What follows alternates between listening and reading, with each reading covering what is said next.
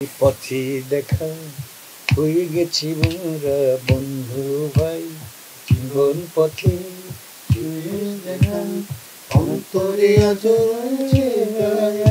বন্ধু বন্ধু আমার, ভাই ভাই আমার, বন্ধু বন্ধু আমার, ভাই ভাই আমার। দারুণ। আবারও আপনাদের সবাইকে ধন্যবাদ।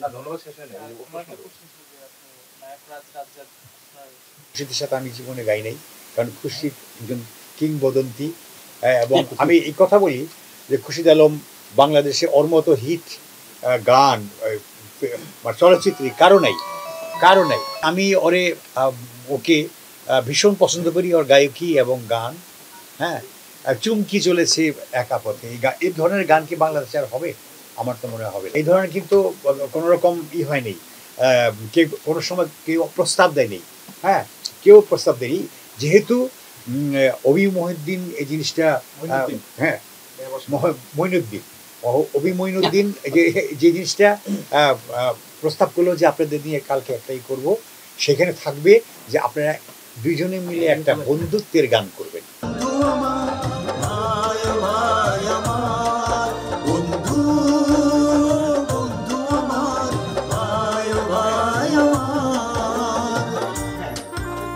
রিনুবিল্লাহ ভাইয়ের ফেসবুক পেজে যেখানে একটি রিকোয়েস্ট করে পাঠিয়েছেন, যদি কোনো প্রযোজনা সংস্থা দিয়ে একটি গানের অ্যারেঞ্জ করেন, তার মাধ্যমে ওনাদের একটা স্বপ্ন পূরণের ব্যাপার আছে।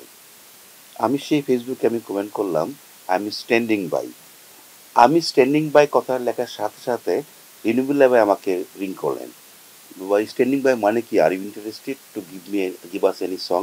Why not. সেখান থেকে স্টার্ট হলো।